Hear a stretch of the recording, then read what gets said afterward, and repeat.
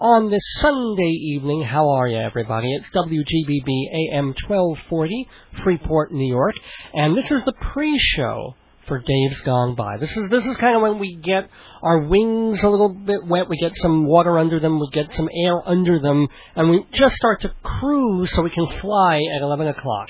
But it's going to be such a cool show, both the 10:30 show and then, of course, the 11 o'clock Dave's Gone By regular radio program of the air. As I said, I'm Dave Lefkowitz, radio personality, theater critic, journalist, and humorist. Very happy to be here on this station, as I've been since, going back to October of 2002. In fact, in a few weeks, we'll be coming upon the 200th episode of Dave's Gone By. That's the 11 o'clock show. And that program is a mix of comedy and talk radio and interviews and humor and, comedy and humor, which for crazy people like me, I guess, is two different things. But we don't do as much music as I normally wish I could or would like to do, since one of the things that people who get into radio, most of them want to be a DJ. We want the idealized DJ thing of being able to get on the air and share music, play what we want to play what we're feeling that particular day or that particular moment, talk about it, share information about the bands and the artists we love, discover new artists and songs, and then bring them right out there and have people hear them, not because we're getting payola, not because we have to play them because of a playlist, but because we just want to share the music. We want to share who we are, our opinions, and our feelings about the music. And that's really what it's all about. So I'd love to do that. And I've been getting to do a little bit of that on a different radio station. There's a station out in Stony Brook, WUSB, relatively young station. It was only founded in the mid-1970s, but they've carved out a real niche for themselves, especially as far as music goes. Eclectic music, modern music, real what's going on in not just rock and pop and now hip-hop, but all the weird sort of different genres like club this and dub that and reggaeton and something called hyphy. There's a new thing that there's so many hyphenations now. So rap, hip-hop, reggae all mixed together, so they don't bother to say anything. They just say hyphy. Hyphy. So that's what they're all about. And CMJ apparently listens to them fairly closely. I mean, their playlists go to the College Music Journal. So they're kind of influential. And one of the nice things is, even though I don't have a regular slot on that station, I get to go there sometimes and fill in for people, which gives me a nice 2.5, 3-hour chunk.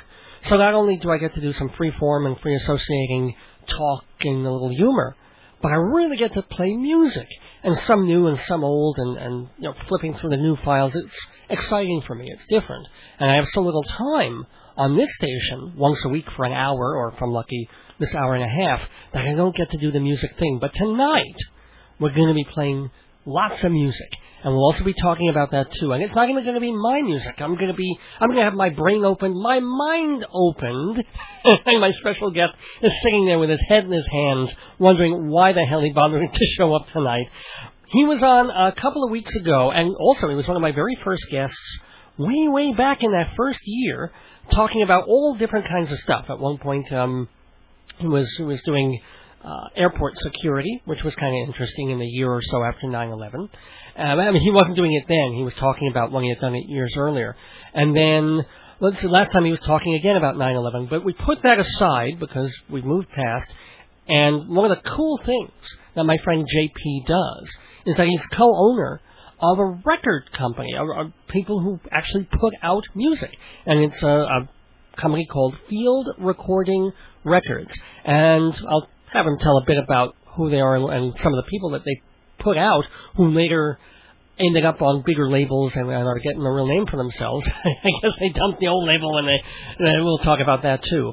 But he's a very cool guy and has been into music and a wide range and a weird range of music far beyond my comprehension, what I was listening to, way beyond. So we're going to get a listen that ranges, I can see just from the things he brought in, from punk, new wave, to soul, to really hard sort of garage rock, to weird kind of folk. It's going to be great.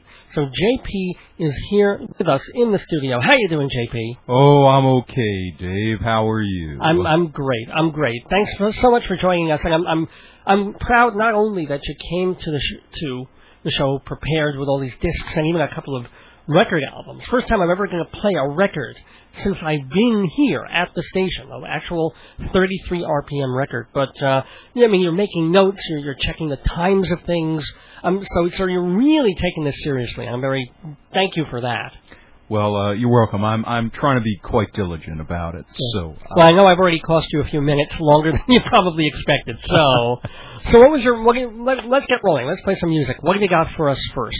Well, this is one of the great Texas bands, the 13th Floor Elevators, who had a hit in '66 with "You're Gonna Miss Me," and this is off of their second album called Easter Everywhere. And I kind of prefer the second album because it's a whole unit of strange. It's that unit.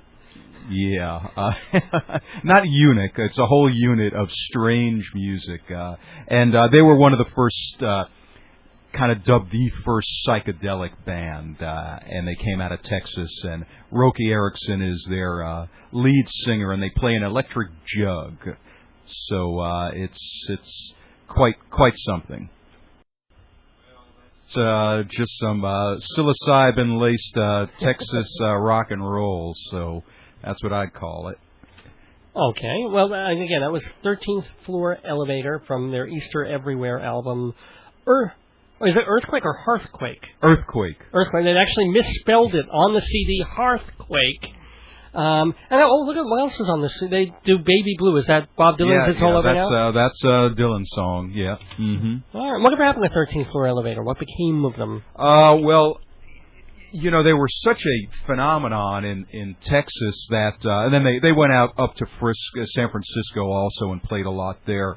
But they were a real phenomenon in Texas that the government was kind of down on them, and they got busted for marijuana and like Willie Nelson, kind of. Yeah, and Roky, they sent him to the mental institution, and he got.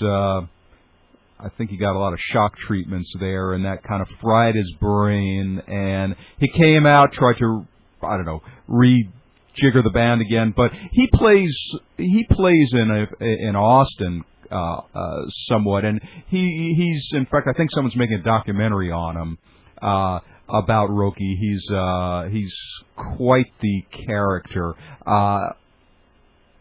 involved with a lot of.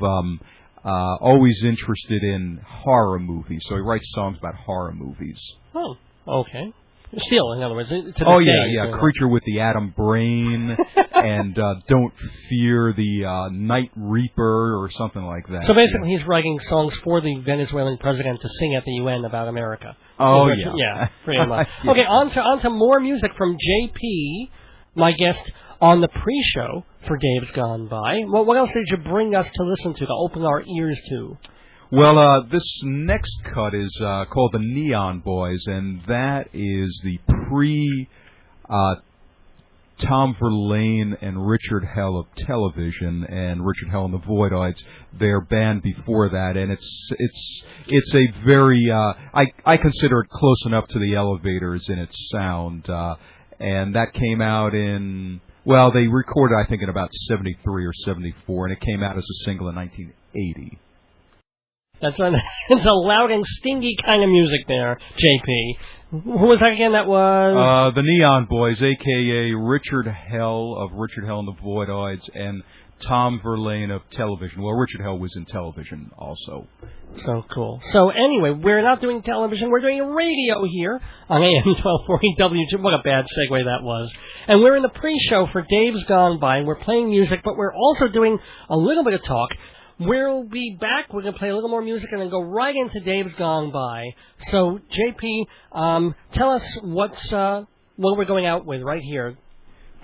This is the next track is by a band called the Electric Eels, and they're out of Cleveland, and Oh, it's one of the great moments in Western music, their single Agitated. And that came out probably originally, I think it was recorded in about 1974, 75, and a real monument to noise.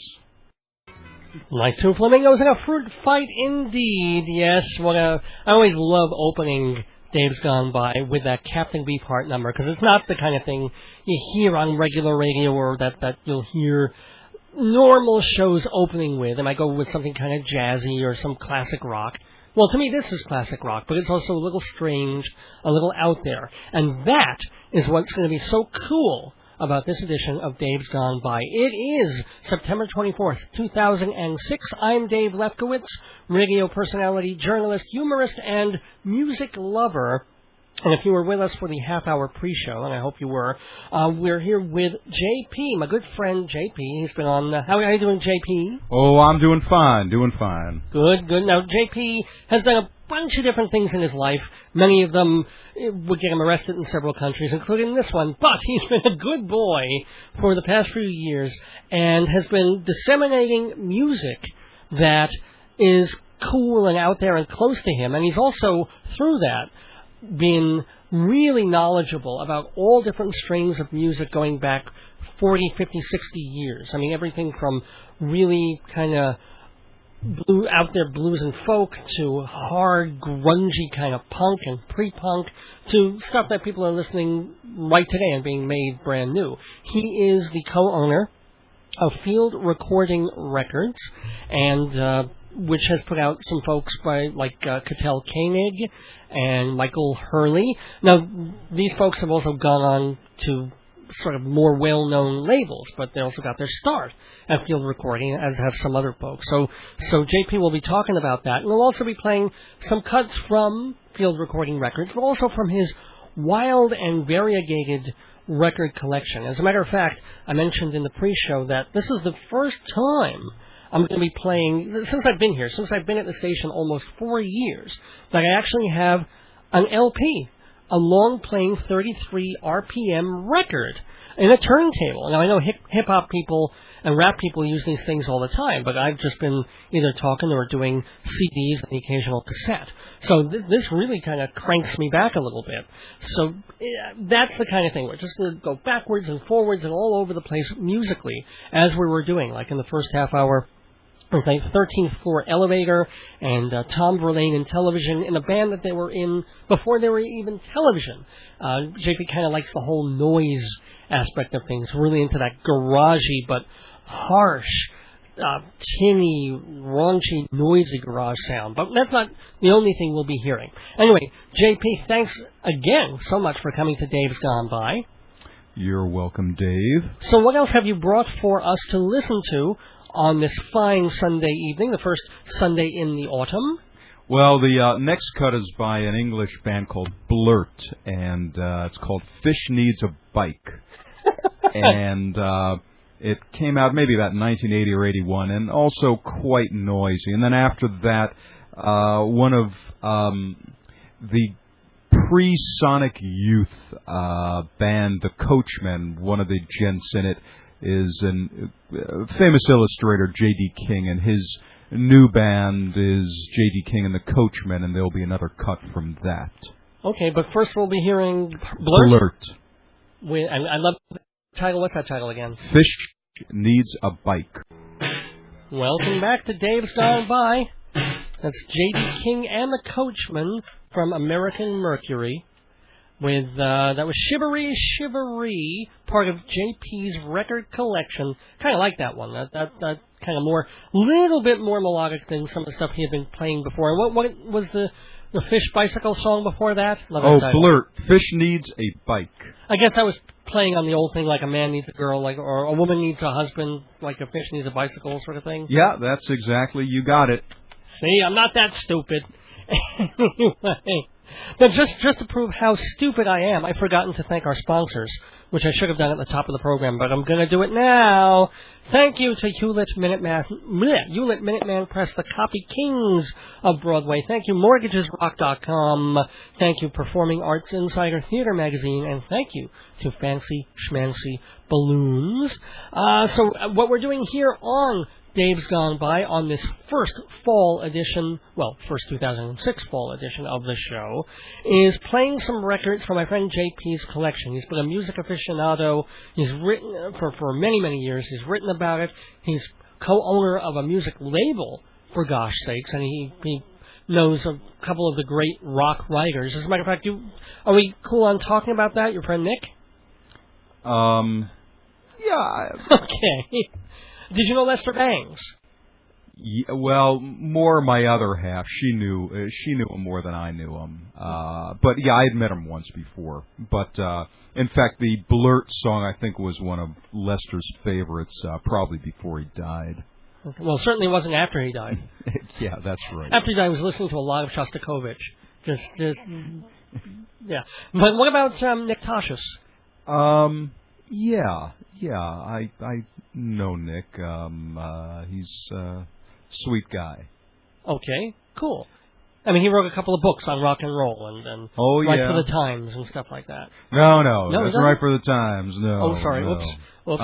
Sore subject there. Didn't realize. Okay. No. So, have you written stuff about music anywhere? Did you?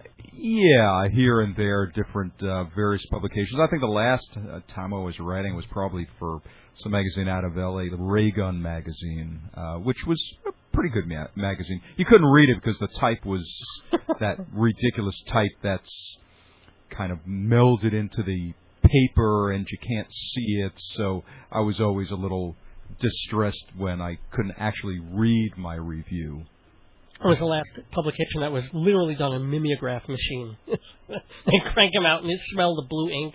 Oh, yeah. No, this was post that. This was post. This was probably in the 90s, yeah. Well, speaking of blue ink, no, I've gotten myself into an impossible segue. This has nothing to do with blue ink. I've got to play some commercials. Can you think of a segue that will help me out of into commercials and out of what I'm talking about? Blue ink. Blue Incorporated? Like it's a business kind of a thing? Well, I mean, if we're talking about Minuteman Press, there's blue ink. Well, they use blue. Yeah. They use all colors ink, including blue. Well done. My God, that's amazing. Here's an ad for Hewlett Minuteman Press. And we are back on Dave's Gone By here with JP and the music that he has brought in. We've been listening to a lot of noisy stuff, a lot of really kind of heavy guitarish stuff. Is that going to continue? Are we going to move in a different direction? Or what, JP? We're going to go in the folknik direction. Folknik, okay. Oh, okay. We'll just leave it at that, shall we? Yeah, just a little folk and blues and country and bluegrass.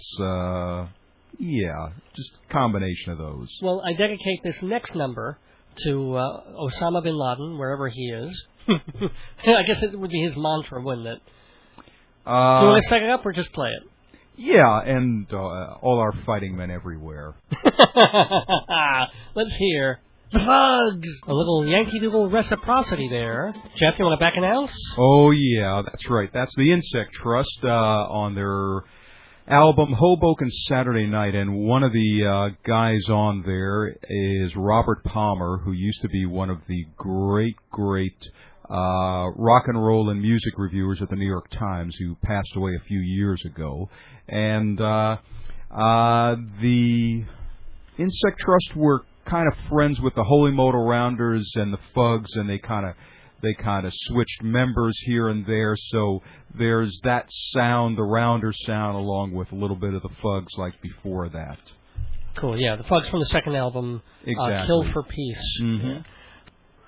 And we are back on Dave's Gone By, and that Dave's Gone By website, by the way, is davesgoneby.org. D-A-V as in Victor, E-S, goneby.org. And that's the way to find out all our future shows and the history of the show, pictures of me, in case God help you actually wanted to look and see what I look like. Lots and lots of stuff at davesgoneby.org. And we are here with JP playing, getting back to the music, JP's eclectic and sometimes electric record collection. Hey, JP.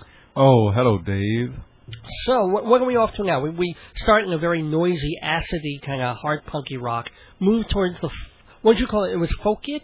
Folknik. And now where are we at? We're same thing, kind of folk blues.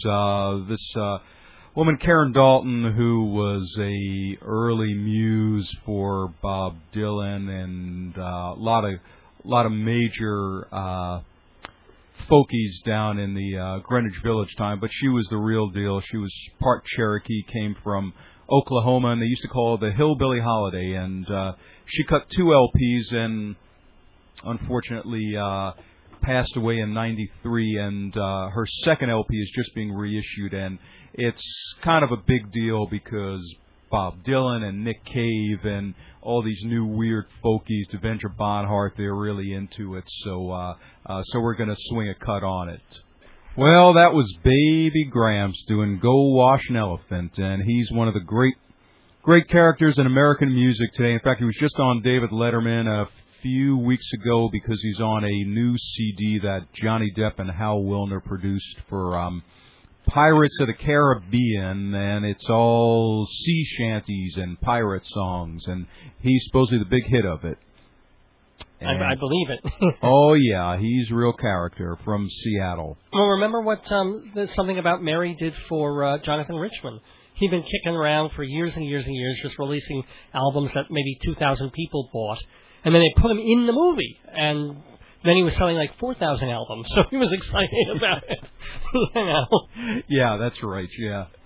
But, Gramps is quite the character and plays his old National Steel guitar that his pop gave him, who I think his pop was in vaudeville also. So Gramps, as I tell you, he's been on the great Joe Franklin show twice. And he, as I tell everyone, he looks like Rip Van Winkle and sings like Popeye. Oh, yeah. But it's like a speaking voice. I mean, you've actually talked to him, spoken to him and stuff. So is that all put on? Or? Kind of raspy. Yeah, very raspy in a gin and tobacco smoked esophageal type of voice there. And he's not 70 years old, right? He's probably, what, 50 Oh, he's something? Baby Gramps. Yeah, which means... Yeah, he could be anywhere between 2 and 70. I wouldn't wager on 2. No. No, he used to play in the old Pike Place Market. He'd be one of the buskers playing out there, and he was in the documentary called Streetwise about street kids in Seattle. Oh yeah. Yeah, well, he Tom played Waits Teddy did Bear's the score for that. Yeah, exactly, and he played Teddy Bear's Picnic in it. Oh my gosh! I got to go back. A younger baby. Gramps. So he was infant, embryonic Baby Gramps. Yeah. And before Baby Gramps, what did we hear? Karen Dalton, who that was Mike Hurley. Right. And Mike Hurley is one of the unholy modal rounders.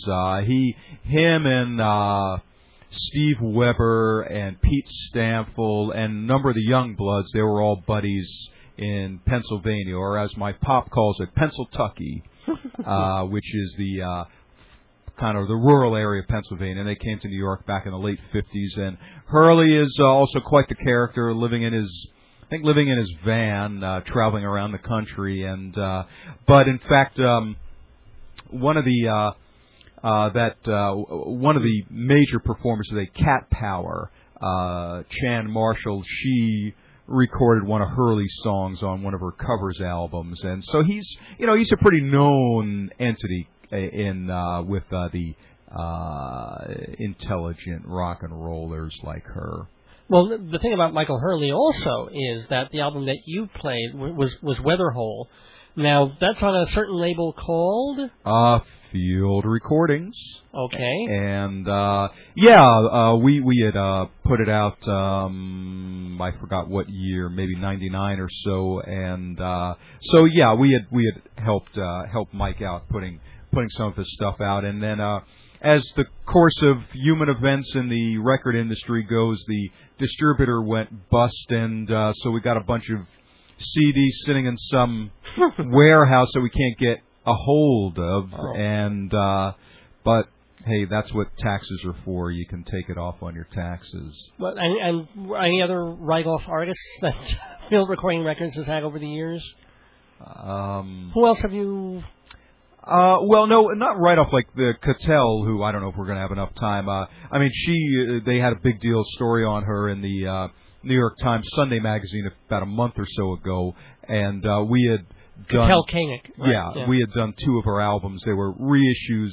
They were reissues of Elektra albums that then we reissued them. Okay. And so now she's getting quite a bit of press, and I would assume they're selling more of the albums. But truthfully, I had forgotten that I even was involved in that until my partner said to me, "Oh yeah, we put that out."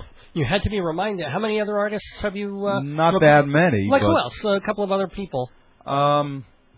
Well, Nick was involved. I wasn't involved, but he was Nick one Cautious. of the Nick. No, Nick Hill. Nick Hill, sorry. He was one of the first guys to record Jeff Buckley, Tim's son, and so he put out, and also Rufus's sister Martha Wainwright of the McGarrigles and Loudon Wainwright family. So Martha, so Nick's done quite a bit of stuff there as far as producing major artists and also putting out things. Well, how do people get? Because I went looking on the net for Field Recording. Where's your website? How do people get your albums? Oh well, it's somewhat. I wouldn't call it defunct, but I think CD Baby may sell some of the stuff, which is a website that deals with CDs, small pressing CDs. At this point, I think Cattell, that's probably where you can get that. Okay. Well, we've got to get some other stuff, other business done for people who want to buy. I'm awful segue again, but a little bit more business to do commercial-wise before we get back to a bit more music and the final minutes of this September 24th Dave's Gone By. Please stay with us. More music, more fun to come right after these messages. Rock on indeed, and we are rocking and folking here. Yes, we are folking up the radio with people like Michael Hurley and who else? Oh, Karen Dalton. Karen Dalton, the Fugs we played. Maybe even play a little Tom Rush in a couple of minutes. But what else, JP? And thank you, by the way, so much for actually, you know what? Let's do a little more business here, and then we'll close out with some more music and talk. Okay. JP, we've got really time for about one more song, so it's going to be... What is it going to be? I think from Blue Train? Or not, or something else? Maybe the Tom Rush. Okay, let me just set that up. Yeah. What do you want to play by... And who is Tom Rush? Oh, Tom Rush is one of the great folkies, and you should play number 6, On the Road Again. Is that the On the Road Again we're accustomed to, or? No, that's Tom's On the Road Again, and I dedicate that to my sweet lady, Ms. Julie, who we used to transport cars and trucks around the country, and she's one heck of a driver, and this song is definitely her life. Wow, On the Road Again, not the Willie Nelson version, because he'd be too stoned at the moment to appreciate it. But if you are listening, Willie, rattle your handcuffs along with Tom Rush. This is from the Take a Little Walk With Me album. Just want to remind or thank everybody again for taking a walk with me on this Sunday night. I will be back in 2 weeks, October 8th, with the 191st episode of Dave's Gone By. Until then, don't miss your days going by. This is Dave Lefkowitz. Good night. Good music. We're going on the road again and gone by.